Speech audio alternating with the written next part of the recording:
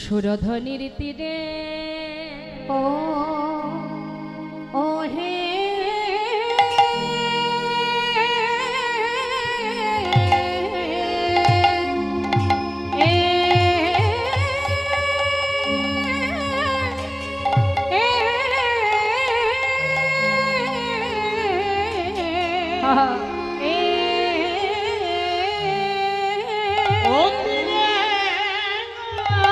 দেখো দেখো যাই রে ভাবে ওরে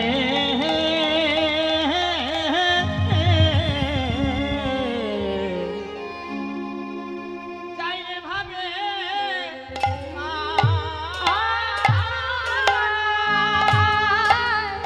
যাই রে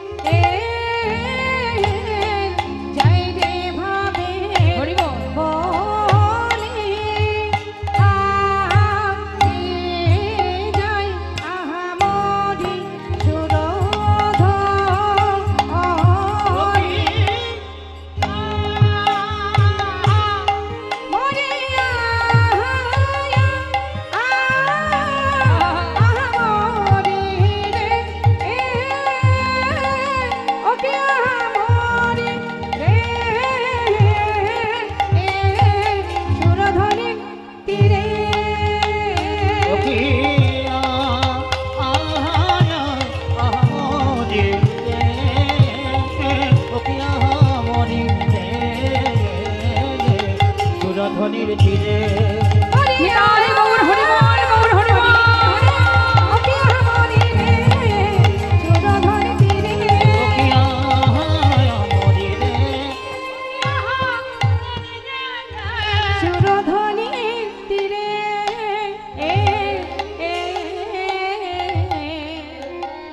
সুরধ্বনির তীরে আজ গৌর কিশোর দেখো না আমি যজ্ঞ করবে বলে আনন্দে বিভোর প্রভু আমার আনন্দে বিভোর নিতাই চাঁদ গৌরহরি কে হন মা সম্পর্কে দাদা ভাবনিধি গৌর সুন্দর আজ মনে মনে স্থির করলেন তিনি হরিনাম যজ্ঞ করবেন জীবের হাতে ধরে পায়ে ধরে ঘরে ঘরে ধুলায় গড়াগড়ি দিয়ে কতভাবে হরিনাম দিয়েছে নবদ্বীপচন্দ্র গৌর সুন্দর যুগে যুগে এসেছেন ধর্মকে রক্ষা করবার জন্য আর ভক্তদের সাধুদের পরিত্রাণ করবার জন্য সেই ভাবনিধি গৌরহরি তিনি নদিয়ার মাঝে এসে শিশুকাল থেকে মায়ের কোলে সচী মায়ের গর্ভে যখন তিনি এলেন ভূমিষ্ঠ হওয়ার পর থেকে তিনি হরিনাম প্রচার করে যাচ্ছেন নিজেদের ঘরের ছোট ছোট ছেলে মেয়েরা বাচ্চারা যখন কাঁদে আমরা বাচ্চাদেরকে কান্না বন্ধ করানোর জন্য কি করি মা নানাবিধ খেলনা দিই তাই না তাদেরকে কান্না বন্ধ করানোর জন্য কিন্তু মহাপ্রভু শিশুকাল থেকে কৈশোর বয়স থেকে বাল্যকাল থেকে সে যদি কখনো কাঁদতো তার কান্না বন্ধ করার একটাই উপায় সে হচ্ছে হরিনাম যদি তার সামনে কেউ একবার গাইতো মহামন্ত্র জপ করলেই তার কান্না বন্ধ হয়ে যেত এবার মনে করুন যদি কোনো নাস্তিক ব্যক্তিও হয় সেও কিন্তু ওই বাচ্চার কান্না ভোলানোর জন্য মুখে হরিনাম করতে হবে তাই না এইভাবেই তিনি হরিনাম প্রচার করা শুরু করেছেন তা বাবা মাগো প্রভু আমার জীবের হাতে ধরে হরিনাম দিয়েছেন, পায়ে ধরে হরিনাম দিয়েছেন, নিজে যেচে হরিনাম দিয়েছেন, ধরল গ্রহণ করো বলে নিতাই চাঁদের কপালে কলসির কানা ভেঙে দিল, তথাপিও প্রভু বললেন মেরেছিস কলসির কানা, তাই বলে কি নাম দেব না? হরিবল, হরিবল। চিন্তা করুন কেন বলেছেন কথাটা। সন্তান ভুল করতে পারে, কিন্তু পিতা কি সে অপরাধ গ্রহণ করে?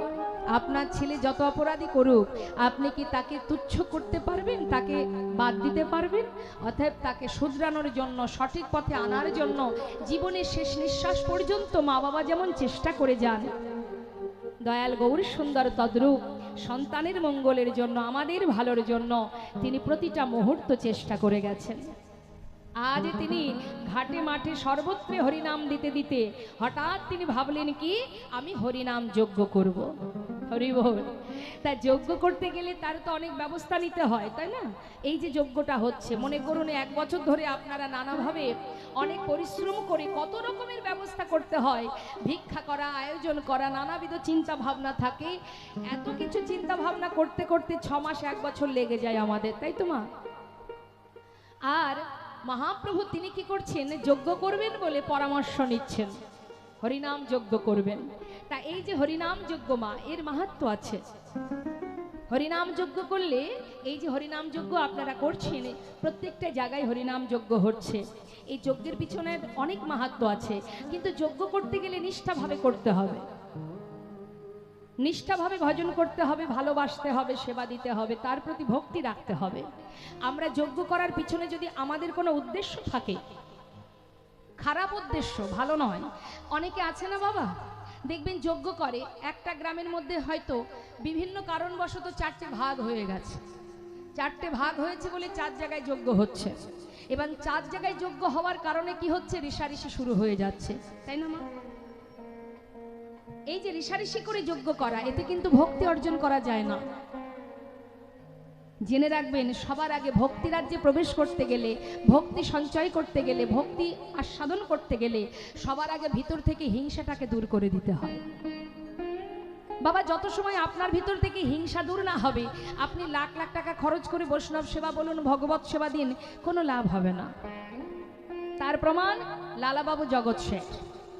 লালা জীবনের সমস্ত সুখ পরিত্যাগ করে, এত বড় জমিদার, মুর্শিদাবাদের কান্দির জমিদার, জীবনের সমস্ত জমিদারি সুখ স্বাচ্ছন্দ্য ছেড়ে একটা ছিন্ন বসন পরে বৃন্দাবনের জীবনের শেষ বয়স পর্যন্ত কাটিয়েছিলেন। তথাপিও ভগবানের দেখা তো পড়ে থাক, কোনো বাবাজির কাছ থেকে দীক্ষা পর্যন্ত তিনি গ্রহণ করতে পারেননি, ভাগ্যে হয়নি। তাই তার প্রশ্ন ছিল যে আমি ভিক্ষা করি, জমিদার ছিলাম, আজ আমি দাঁড়ে দাঁড়ে ভিক্ষা করি, এতটাই দীনতা, এতটা ত্যাগ, তারপরেও কেন আমার দীক্ষা হচ্ছে না?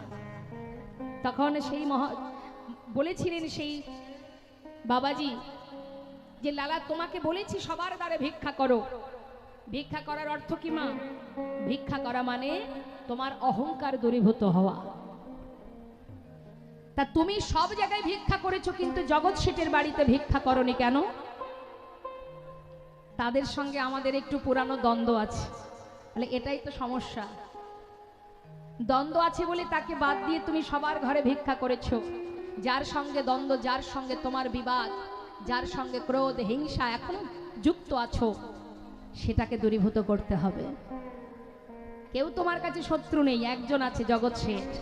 তাই তার বাড়ি থেকে নতমস্তকে গলবস্ত্রে ভিক্ষা করে নিয়ে এসো, তবে তোমার দীক্ষা হবে, তার আগে দীক্ষা হবে না। তাহলে বাবা, অত সহজ ভক্ত হওয়া অত সহজ নয়। তাই মা, হরিনাম যজ্ঞের অনেকগুলো গুণ আছে।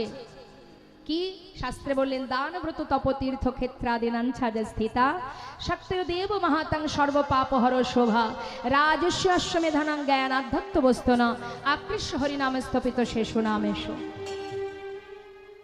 বুঝিয়ে দেব, মন দিয়ে শুনুন। দান করা, ব্রত করা, যজ্ঞ করা, তপস্যা করা, সাধনা করা, তীর্থে যাওয়া, বৈষ্ণব সেবা দেওয়া, বিভিন্ন ধর্মীয় কাজ আছে আমাদের সমাজে। ভক্তি রাজ্যে প্রবেশ করার অনেকগুলো পথ আছে। তুমি ভক্ত সেবা দাও, ব্রত করো, এই যে আমরা উপবাস, একাদশী ব্রত করি, ভগবত সেবা দিই, এগুলো শুভ কাজ, তাই না? ভগবতকে, প্রভুকে ভালোবাসার। কেউ বা তপস্যা করছে, কেউ বা যজ্ঞ করছে, বিভিন্ন রকমের ধর্মীয় কাজ আছে, প্রত্যেকটা ধর্মীয় কাজের আলাদা আলাদা পুণ্য আছে মা। আপনি যদি কাউকে দান করেন, দানেরও একটা কৃপা আছে, আছে তো। আপনি 5,000 বস্ত্র দান করলেন, কি অন্ন দান করলেন, কি কম্বল দান করলেন, এগুলো তো একটা দান। এর যে উপকার, এর যে কৃপা, ভগবত কৃপা, প্রত্যেকটির আলাদা আলাদা ফল আছে, পুণ্য আছে, আশীর্বাদ আছে। কিন্তু শাস্ত্রে বললেন জগতে যত রকমের ধর্মীয় কাজ আছে, শুভ কাজ আছে, সব কিছু পুণ্য যদি একসঙ্গে যোগ করা যায়, যোগ করলে এক হরিনাম মহামন্ত্র জপ করলে সেই ফল এক হরিনামেই লাভ করা যায়। হরি বল, হরি বল।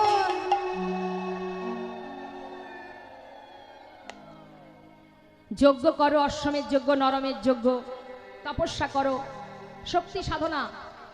তার মানে কেউ কালী মায়ের ভক্ত আছে না, মায়ের সেবা করে, কেউ সৌর সাধনা করে, সূর্যদেবের পূজা করে, কেউ গণেশ পূজা করে, কেউ লক্ষ্মী পূজা করে। সব কিছুর আলাদা আলাদা ফল আছে মা। আর সব ফল পাওয়া যায় এক মহামন্ত্র জপ করতে পারলে। হ্যাঁ, বৈষ্ণব মহাজন বললেন হরিনাম মহাযজ্ঞ, শ্রেষ্ঠ যজ্ঞ কলিজীবে, নাম ছাড়া নাহি আর ধর্ম, সর্বধর্ম সার নামে শাস্ত্র মর্ম। তাই তো করুণাময় গৌর সুন্দর এই হরিনাম যজ্ঞ করবেন বলে ডাকলেন কাকে? ওমা, বাড়িতে কোনো একটা ভালো কাজ করতে গেলে আমরা বাড়ির গুরুজন জানারা তাদের কাছে আলোচনায় বসি, পরামর্শ নিই তো কি করব, কি করতে হবে। তার নিতাই চাঁদের কাছে পরামর্শ নিচ্ছেন গৌর সুন্দর। দাদা নিতা নন্দ শনে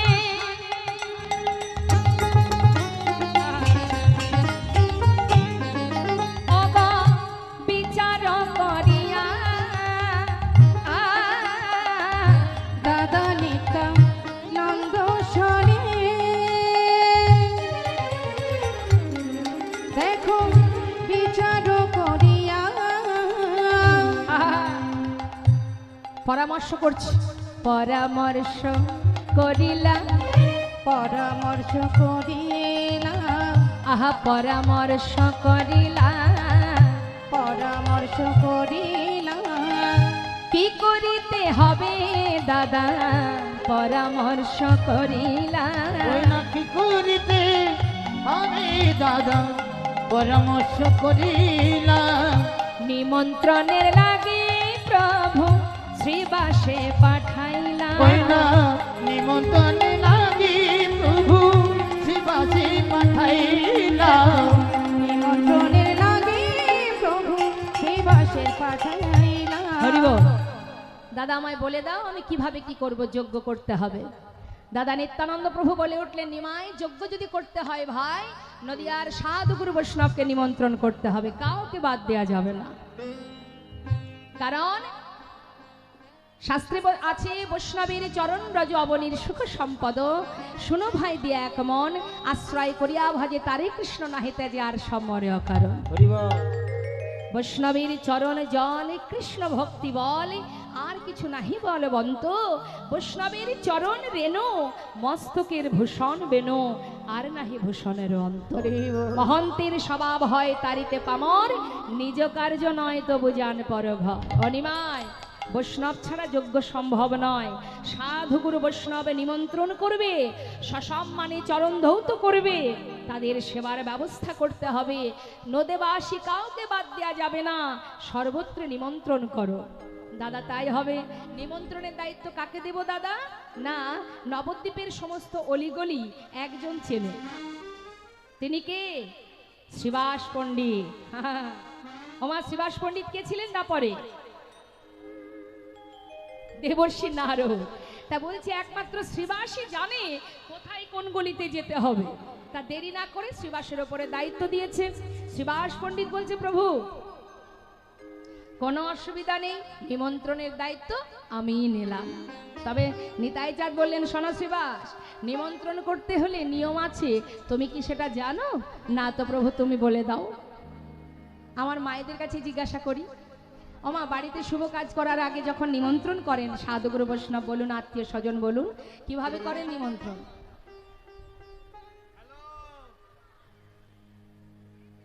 এখন ফোনে ফোনে হয়ে যাচ্ছে। কি তাই নাকি? বাড়িতে মনে করুন অন্নপ্রাশন হবে বা বৈষ্ণব সেবা হবে, কি বলি আমরা? বাড়িতে বাড়িতে গিয়ে নিমন্ত্রণ করি। এখন সব ফোনেই হয়ে যায়, তাই না? দেখ যেতে পারছি না, কিছু মনে করিস না, সবাই চলে আসিস, তাই না? যাওয়ার লোক নেই, শরীর ভালো নেই, অনেক সমস্যা হয় এখন, তাই তো? আগে এত কিছু সমস্যা ছিল না, পত্র নিয়ে ঘরে ঘরে নিমন্ত্রণ করা হতো। এখন আর সেসব নিয়ম উঠে গেছে, কিছু কিছু জায়গায় এখনো আছে, বেশিরভাগ সব ফোনেই হয়ে যায়। তা নিমন্ত্রণের কেমন নিয়ম সেটা একটু জেনে নিন। হরে কৃষ্ণ। বলছে শোনো, নিমন্ত্রণ কিভাবে করতে হয়। শিবাস, পত্রখানি দেবে হাতে, চরণ ধুলি নেবে মাথে। নিতাই গৌর হরি বল হরি হাতে চরণ ধুলি নেবে ওই না পত্রখানি দেবে হাতে, চরণ ধুলি নেবে মাথে। নামে যোগে সবাই যেন আসে, হরি নামে যোগে সবাই যেন আসে। এই নামে যজ্ঞে সবাই যেন আসে গো। এই নামে যোগে সবাই যেন আসে। শোনো, কর জোরে বলিবে, কর জোরে বলিবে, তাদের কর জোরে বলিবে, কর জোরে বলিবে, পায়ে ধরে বলিবে, আবার কর জোরে বলিবে। ওই পায়ে ধরে বলিবে, কর জোরে বলিবে। হরি নামে যোগে সবাই যেন আসে, এই হরি নামে যজ্ঞে সবাই যেন আসে গো। এই নামে যোগে সবাই যেন আসে। পায়ে ধরে গলবস্ত্রে করজোড়ে নিমন্ত্রণ করবে, কেউ যেন বাদ না যায়, সবার ঘরে ঘরে গিয়ে নিমন্ত্রণ করবে। যেই না শুনেছে মা এই কথা, শিবাস পণ্ডিতের আনন্দ ধরছে না। খবর পেয়ে এবার পত্রগুলি মাথায় করে নিয়ে শিবাস পণ্ডিত চললেন সমস্ত নদেবাসীকে নিমন্ত্রণ জানাতে। মহাজন পদাবলিতে লিখছেন, শুনিয়া শিবাস গেল নদিয়া নগরে, শুনিয়া শিবাস গেল নদিয়া নগরে। শিবাস চলে যায়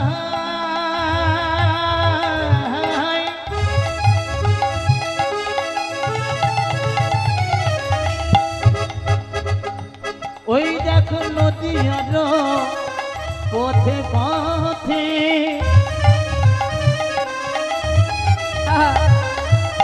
নিমন্ত্রণের পত্র লইয়া। হরিব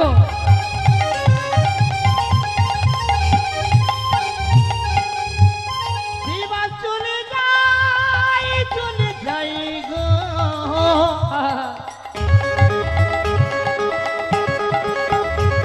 ওই দেখো নদীর পথে পথে, শিবাস চলে যাই গো। শুনিয়া শিবাস গেল নদিয়া নগরে। আস্তে। কি হয়েছে আমাদের দিদি ভাইয়ের, কি সমস্যা? মার কাছে যাবে? আচ্ছা যেতে দিন, মার কাছে, মায়ের কাছে যাবে, যেতে দিন।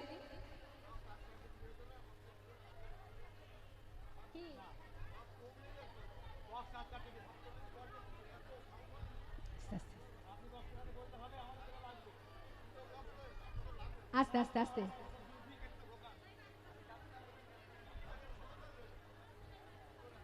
ঠিক আছে, চলো চলো, সব ঠিক হবে, সব ঠিক হবে।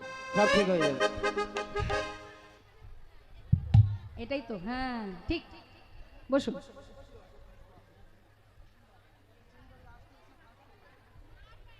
বেশ বেশ, থাক না, অসুবিধা নেই, মা আছে তাতে কি আছে, মা আছেন তো। শুনিয়া শিবাস গেল নদিয়া নগরে, নিমন্ত্রণ করিল সবে যোগে আসিবারে। আর নিমন্ত্রণ করিল সবে যোগে আসিবারে।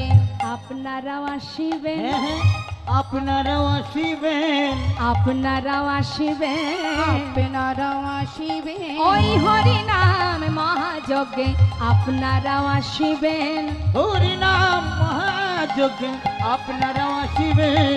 হরি নামে মহাযজ্ঞে আপনারাও আসিবেন। হরি নাম মহাযজ্ঞে সুরধ্বনির তটভূমে, হরি নাম মহাযজ্ঞে যোগে সুরধনির তটভূমি ওই না হরি নাম মহাযোগে আপনারাও আসিবে ওই না নাকি সবে যেন আসে নাম যোগে সবে যেন আসে। হরে কৃষ্ণ। সবাইকে নিমন্ত্রণ করলেন মা। আজ এই হরিবাসরে এই যে যজ্ঞে আপনারা এসেছেন, অনেকদিন আগে থেকেই জানেন যে এখানে যজ্ঞ হবে।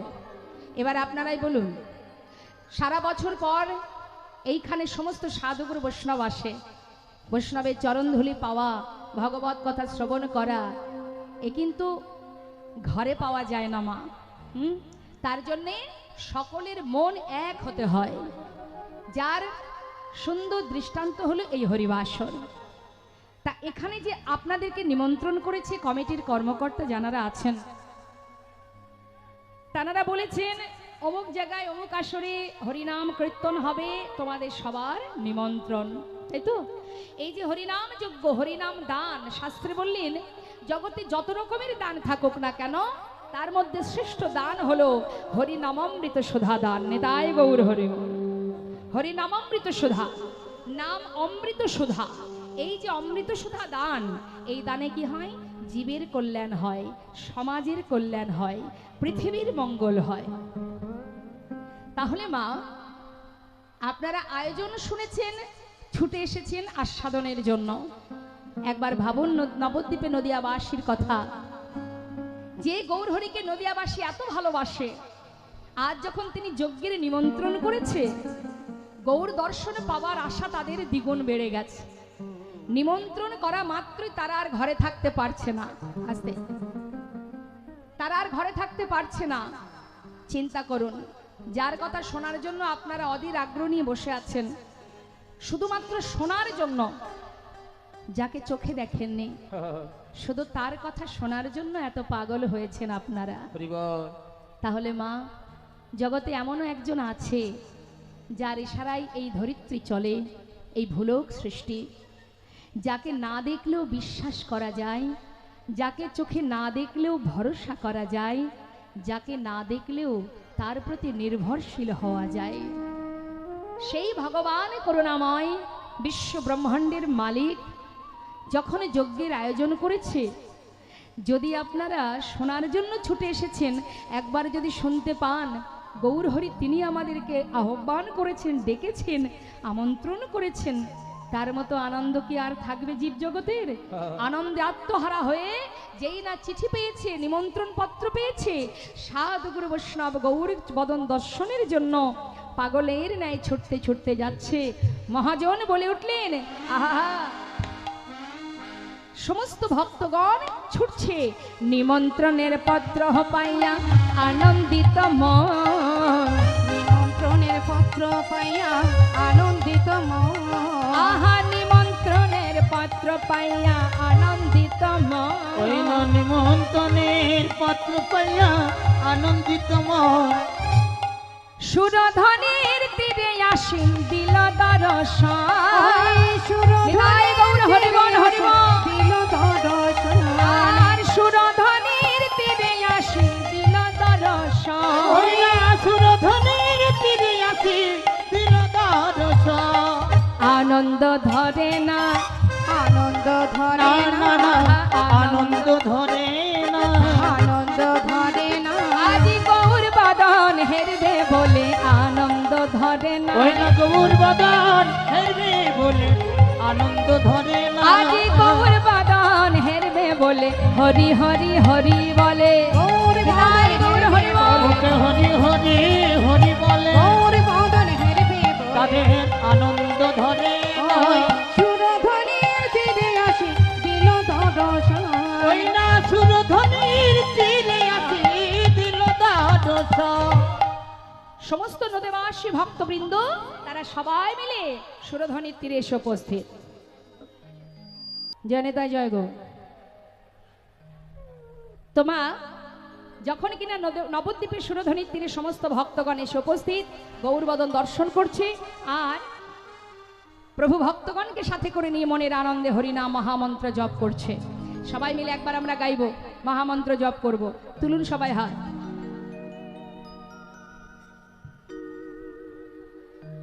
ফাঁকি দেবেন না, আমাকে ফাঁকি দিতে পারেন, অসুবিধা নেই, নিজেকে যেন নিজে ফাঁকি দেবেন না। কেমন? যে যেমন কর্ম করবেন ফলটা তেমনই হবে। হ্যাঁ, তুলুন হাত সবাই মিলে। হরে কৃষ্ণ। আমি গাইব, আমার শেষ হলে আপনারা গাইবেন। তাহলে কে কে গাইবে? আমি আর আপনারা। কেমন? আমার শেষ হলে আপনারা। হরে কৃষ্ণ হরে কৃষ্ণ কৃষ্ণ কৃষ্ণ হরে হরে, হরে রাম রাম রাম হরে হরে হরে। বাহ, আহা, খুব সুন্দর।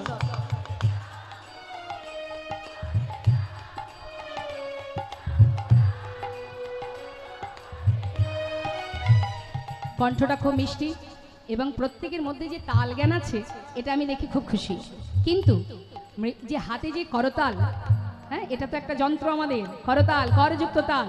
তা করতালের শব্দটা আমি পাচ্ছি না, এটা একটু জোরে জোরে বাজাতে হবে, তালে তালে। হ্যাঁ, হরে কৃষ্ণ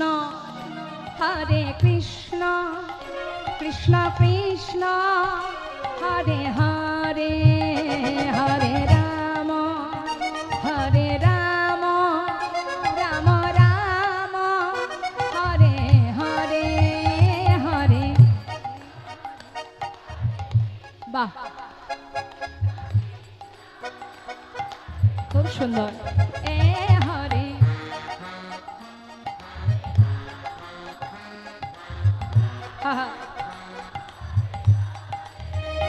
হরে কৃষ্ণ কৃষ্ণ কৃষ্ণ হরে হরে, হরে রাম রাম রাম হরে হরে, হরে কৃষ্ণ